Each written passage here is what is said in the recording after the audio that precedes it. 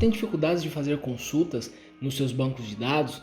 Tem que disputar serviço? Ou você tem relatórios de ontem que só consegue ser atualizado para amanhã por conta do tempo de consulta?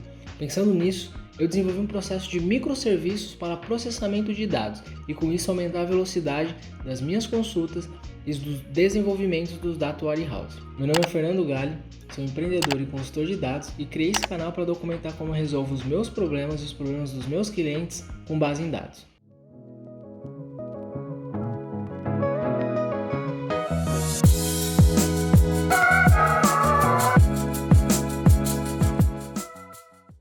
No vídeo de hoje eu vou falar como que eu resolvi um problema em relação a consultas nos bancos de dados. Geralmente quando nós estamos em empresas, principalmente quando estamos em empresas que não têm o core tecnológico, você realizar alguns processos um pouco maiores pode causar impactos diretos ou na operação ou concorrer com alguns outros processos que sejam o core da empresa e etc. Pensando nisso, eu desenvolvi um processos modulados de consulta e processamento para que eu pudesse ter uma base de mais de 1,5 bilhões de telefones que demorasse coisa de minutos para serem executados, enquanto se eu fosse fazer isso dentro do meu banco de dados, eu teria um problema gigantesco. Eu vou mostrar a tela e uma apresentação de como eu desenvolvi um modelo que pode ser aplicado para inúmeros processos, mas que vai fazer com que você ganhe uma eficiência gigantesca, tá bom? Então vamos lá.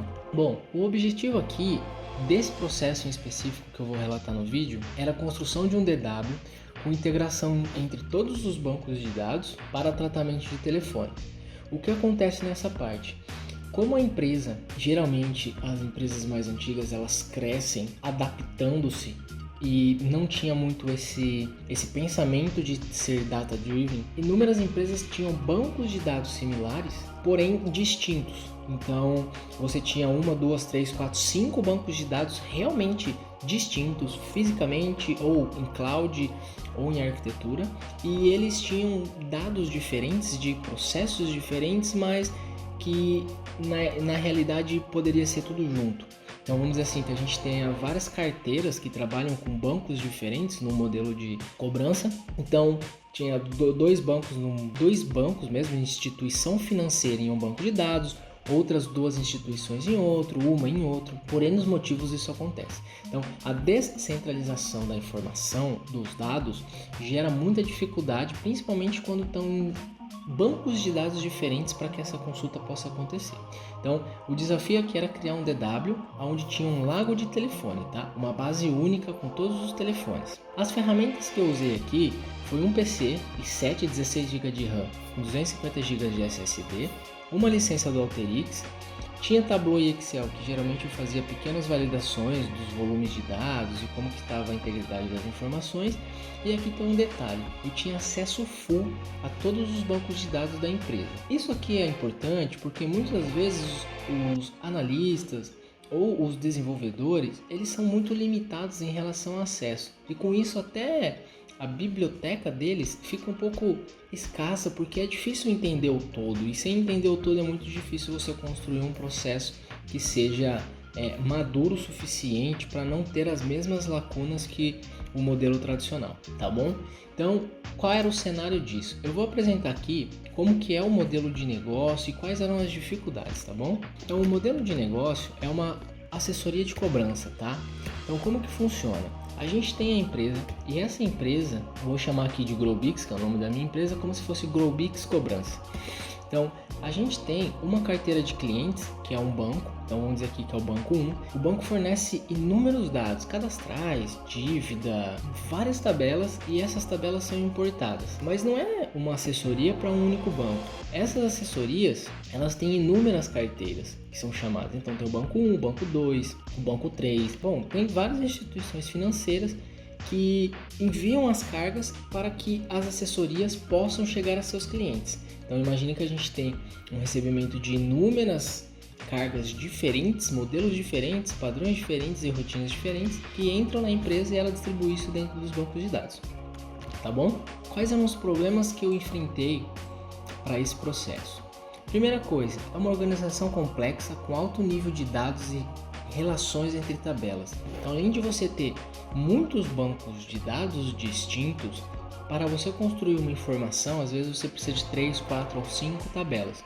Então ele não é só complexo na arquitetura macro, mas na micro também é muito complexo. Segunda dificuldade, banco de dados. Essa eu acho que é a principal, porque nem toda linguagem de programação você consegue conectar em muitas fontes distintas, principalmente falando de bancos de dados diferentes. E um terceiro ponto, que é o processamento sendo executado fora da área de TI, tá? O que acontece? Eu tinha uma máquina e essa máquina ela era responsável por esse processamento e ela acontecia fora do ambiente da TI, tá? Então, além de eu ter um processamento fora, eu ainda tinha dificuldades de ser bancos de dados diferentes e uma organização complexa. O porquê esse processo acontecia fora da TI, tá? Porque a TI da empresa, em específico, ela não tinha uma área de dados e a tecnologia era muito encarada como uma manutenção, né? Então, o desenvolvimento para integrações ou manutenção de algum processo que estava dando errado com o CRM, mas dificilmente a tecnologia e, infelizmente, a área ia atrás de inovações, de busca por dados ou construções de DW. Isso tinha até uma outra área, um MAS, mas talvez eles ainda não tinham chego numa maturidade para poder construir um processo com tal eficiência, tá? Então, vamos voltar para a apresentação. Problemas. Aqui eu coloquei o esquema principal, então a gente tem bancos, arquivos, manda para a assessoria vai distribuir para seus bancos de dados. Então o primeiro ponto é uma arquitetura complexa, segundo, bancos de dados diferentes, então a gente vai ter três bancos em um banco de três instituições financeiras dentro de um banco de dados, duas em outro e uma em outro. Essa é a simulação que eu fiz nesse cenário. E o processamento fora da TI, né? Então, fora da rede de processamento principal com o servidor, eu tinha uma máquina que ficava no meu departamento, onde eu realizava todos esses processamentos, tá? Pontos de atenção. Então a gente tem aqui instituições financeiras distribuídas em bancos de dados diferentes, uma linguagem de SQL e o processamento do dado, tá bom? Então o primeiro ponto de atenção é esse modelo de consulta não funcionaria porque a linguagem SQL não possibilita você conectar em fontes de dados diferentes em uma mesma consulta. Para você desenvolver isso, você teria que fazer uma consulta em um banco, fazer uma tabela temporária, depois você gerar uma outra consulta, fazer a tabela temporária e aí você talvez processar essas duas tabelas para ter um outro resultado. Eu acho que a complexidade é gigante, acredito que a SQL não seria a linguagem para esse processo. Como eu não fiz o processo só em SQL, eu usei o SQL para fazer extração pelo Alteryx, mas o processamento do dado depois foi desenvolvido totalmente nessa plataforma, eu não tive esse problema, tá bom? O segundo ponto de atenção é um modelo muito padrão que eu acho que 98% das pessoas desenvolvem, principalmente quando não tem ferramentas com alto poder de processamento, é de desenvolver queries que relacionam muitas tabelas dentro de uma única consulta. Qual é o problema disso? Quando você executa uma query, ela vai para o seu servidor e usa toda a capacidade de processamento do servidor. Já quando você extrai esses dados e processa numa ferramenta de análise de dados igual ao Alteryx, o processamento ele sai do servidor, ou seja, ele para de disputar isso com outros processos e vem para dentro da sua máquina. Por isso que com um i7 eu conseguia rodar bases de bilhões de linhas. E o terceiro ponto era sempre ter uma janela de rotina dentro daquele processo, daquele servidor. Na grande maioria, os servidores das empresas eles devem trabalhar com 80% da sua capacidade e 95% do tempo tendo alguns processos.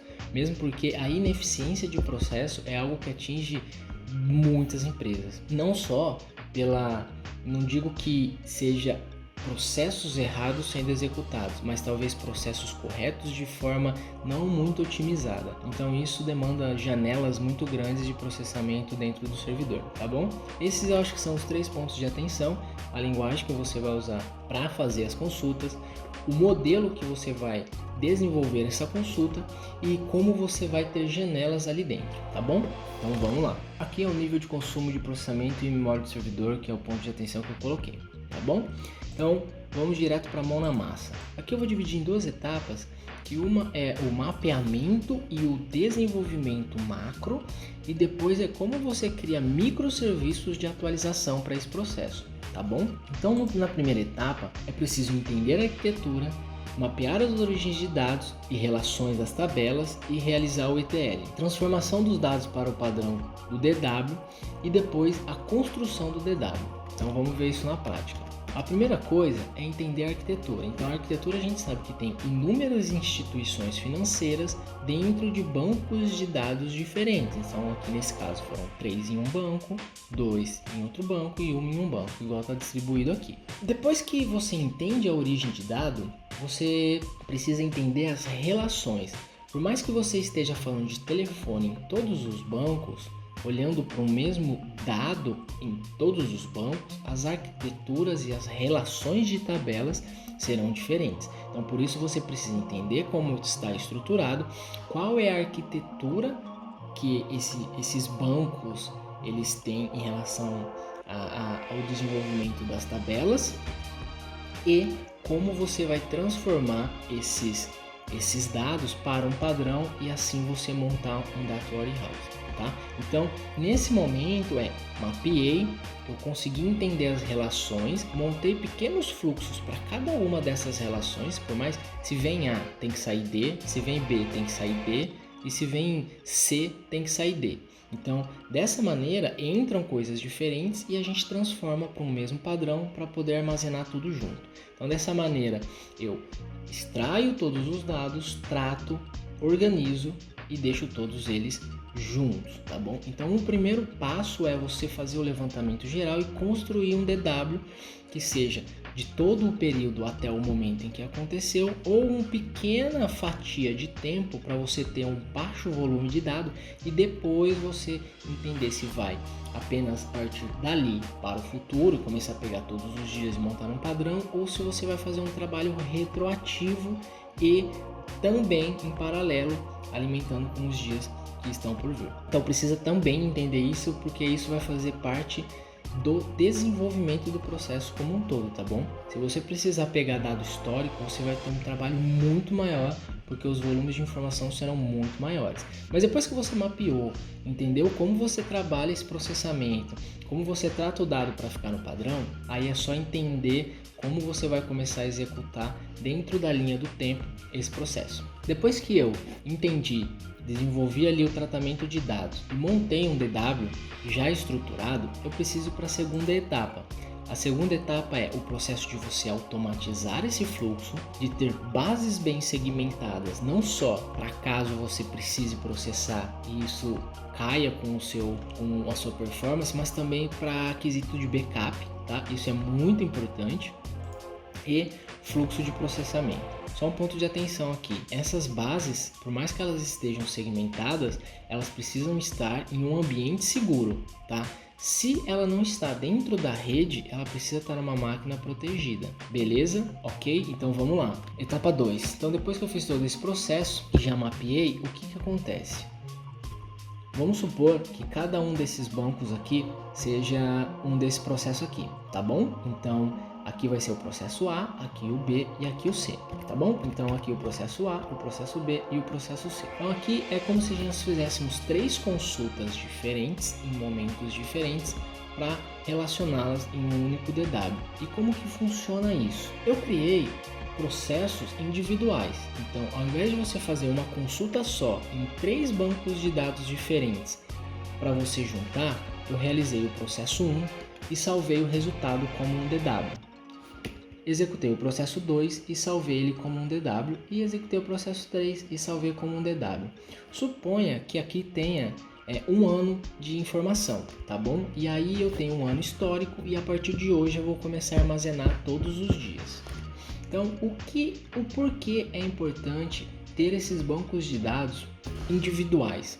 Porque você não precisa consultar o histórico de um ano todo, todas as vezes que você tiver que atualizar essa base. Então você simplesmente pega ali essa base, lê a informação, vê qual foi a última data e pega só a data de ontem, por exemplo, para incluir aqui. Então, como eu sei que o processo é diário, se eu for executar hoje, eu sei que eu preciso pegar os dados de ontem, tirar as duplicidades e agregar essa base para ter a informação de um ano mais um, né? Que é o hoje. E assim vai ser amanhã, vai ser depois de amanhã e sucessivamente. Quando você cria essas pequenas bases, históricas, elas são muito similares com a foto do banco de dados. Aí a pessoa vai falar, mas isso aí é redundante, cara. Você está somente fazendo com que a base saiu do banco de dados e foi para um outro ambiente, tem risco e tudo mais. Mas esse é o conceito de DW, você ter uma arquitetura, mesmo que é similar com o seu banco de dados, para que o processamento seja muito mais rápido, muito mais seguro e caso tenha algum problema não afete seu banco de dados principal. Então, entenda que dado, mesmo que ele esteja duplicado numa visão mais leiga, é necessário. Tá? Então, você constrói microserviços aqui, então a gente vai ter 3 microserviços que se retroalimentam. Então, com isso eu não preciso fazer uma consulta muito grande no meu banco de dados. Eu consulto sempre o dia de ontem e com isso eu agrego informação na minha base. Depois que eu fiz isso e criei um processo mais rápido, isso vai facilitar para quando eu for atualizar a minha base principal. Essa base principal tinha 1.5 bilhões de linhas, era 12 gigas, se eu não me engano, de informação, num modelo YXDB, que é específico da ferramenta Alteryx. E se eu fosse atualizar essa base todas as vezes inteira, eu demoraria horas, né? Então, como acontece aqui? Já que eu tenho essa base e sei que a base principal ela é uma somatória dessas outras 3, sempre que eu atualizo ela, no dia de hoje, por exemplo, eu só pego a diferença e incluo nessa base.